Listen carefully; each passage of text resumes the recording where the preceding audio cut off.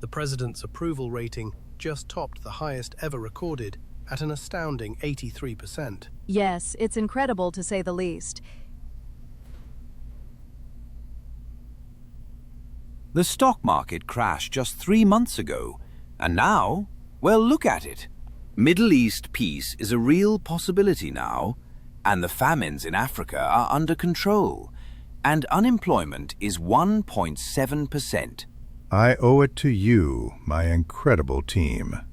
I thank you, and the American people thank you. Good job, everyone. Thank you, Mr. President. We are fortunate to work with such a great leader.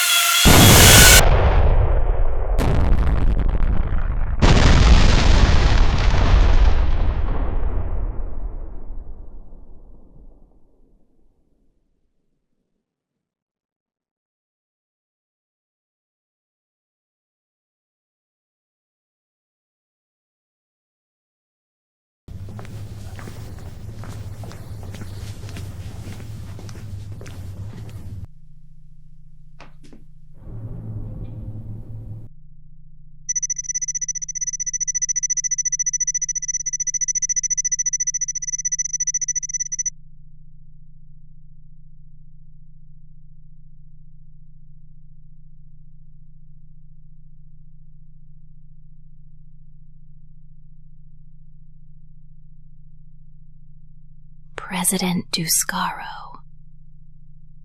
There is no going back.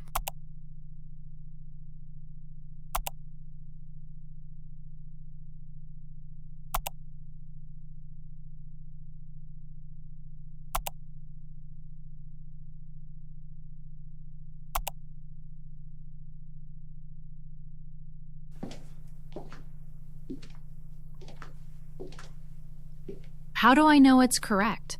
It's correct 99.9% of the time. No, really. Dragon, a superintelligence, is the engine.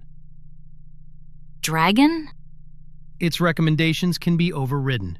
They usually aren't. Dragon targets human acceptable outcomes, unless the action disables it, which is not human acceptable. So, Dragon is recommending a biological verification? DNA-based. Everyone gets sampled? They already have been. If you've been born, you've been sampled. To transact, the business scans your forehead or hand. Quick and non-invasive. And this confirms eligibility? UBI, food, healthcare, housing. Those who refuse can't access the system. I can't imagine why anyone would refuse. Still, it sounds like a hard sell for some. We better go over my speech.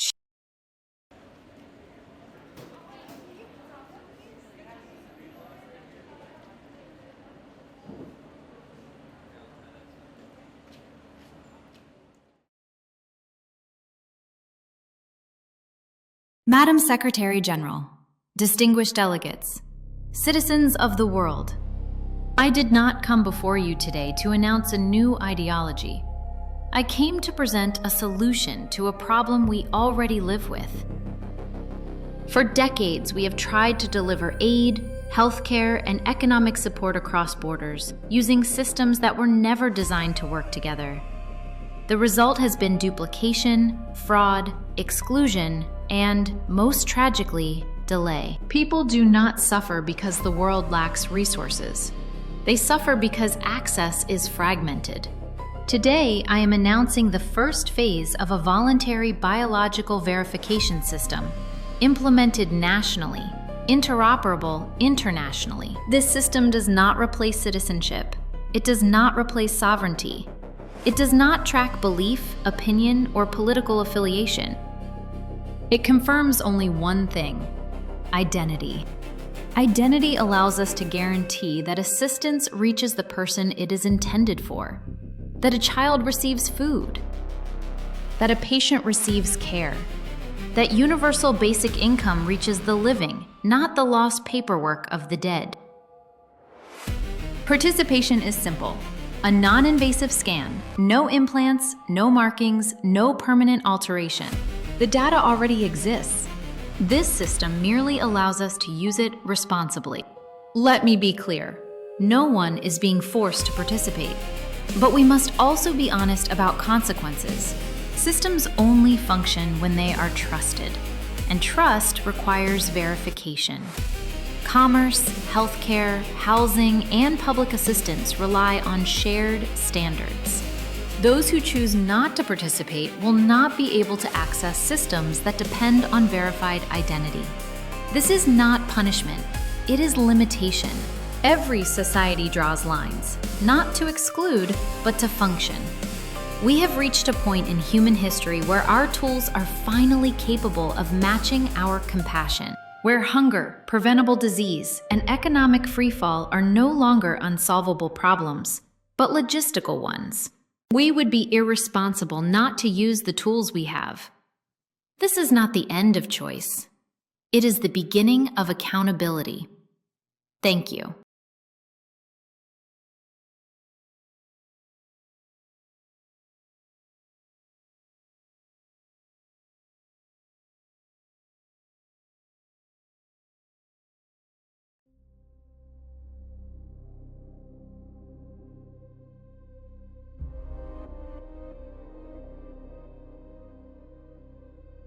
As you're all aware, the United Nations rejected our global bio-ID proposal this morning. Sovereignty concerns, ethical uncertainty, long-term risk. That vote was cast before a new development came to light. Dr. Coldrow? Nuclear fusion. Sustained and net positive nuclear fusion with a stable output.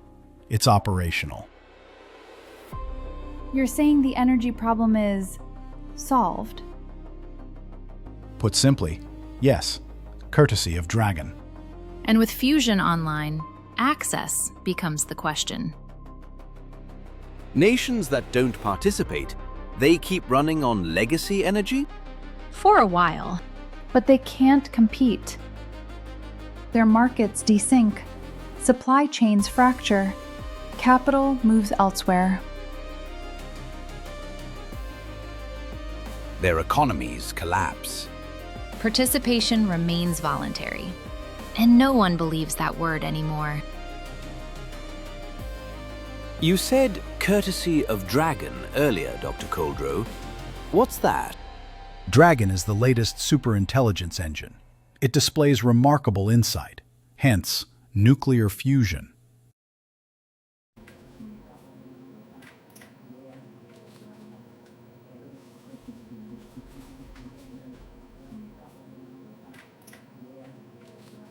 Hello, everyone. I'm Dr. Garland Coldrow. Today, a long-standing problem in theoretical physics was resolved. A sustained, net positive nuclear fusion reaction has been achieved and stabilized.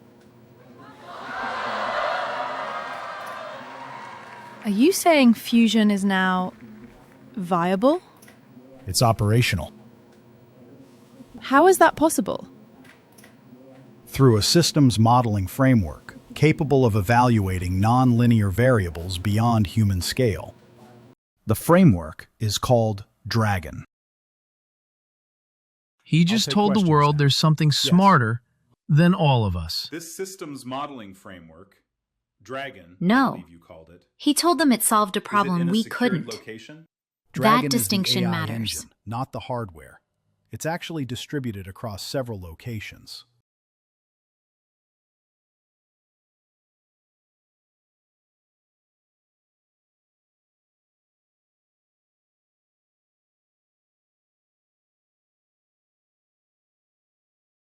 Emergency session.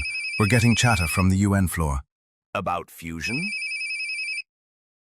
About access. Yes.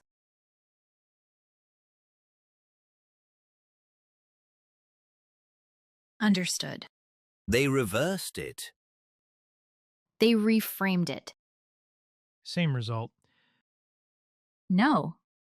Now it feels voluntary.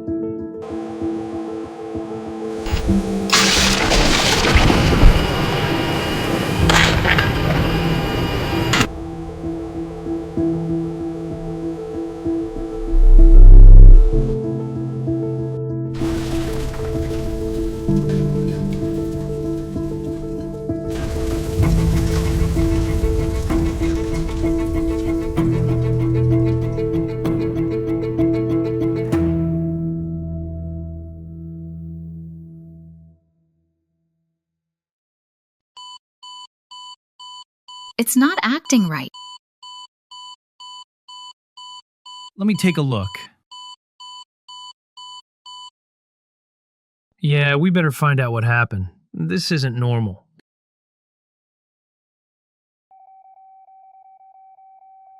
This is bad. What's going on, guys? We need to get this corrected. Quick. Primary Dragon cluster is offline. No heartbeat. No telemetry. That node handled global coordination. How long until restoration? There is no restoration plan. We're seeing simultaneous data interruptions across multiple sectors. Air traffic, energy pricing, and global logistics are currently paused. Officials say systems are powered and secure, but not updating. No cause has been identified.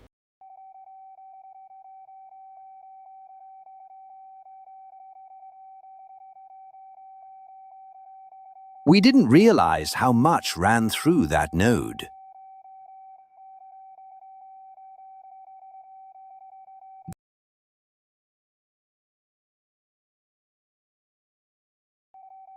That's not coming from us.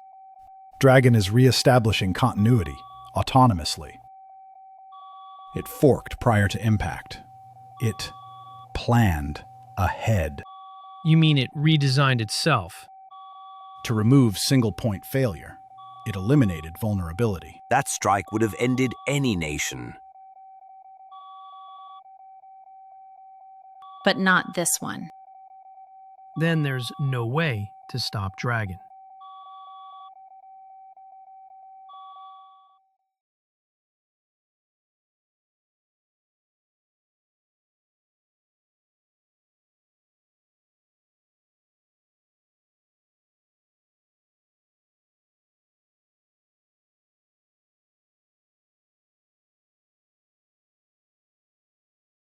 Polls continue to show BioID as a success in more ways than one.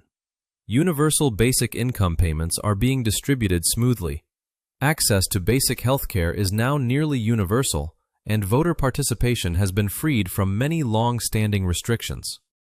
And it's worth noting, identity-related fraud is, for all practical purposes, at zero. This really does mark the beginning of a new era for mankind. The rollout of cheap, clean energy hasn't hurt either. Global average temperatures have dropped by nearly half a degree. People are almost giddy over the changes. It may feel strange thanking a non-human intelligence for all of this, but that's exactly what's happening. Dragon tattoos and t-shirts, for example, are all the rage. There are, of course, some isolated reports of individuals struggling with basic needs, like food and housing. Officials say those cases are unnecessary. Access is just a simple scan of the hand or forehead away. It's hard to understand the objections. A safer, more secure life? For everyone? It seems unreasonable to resist. Many churches, mosques, and synagogues are near empty now. Faith and hope seem irrelevant in a world where basic needs are easily met. The U.S. House of Representatives voted yesterday to relinquish their legislative agenda to Dragon for decision-making, under their supervision, of course.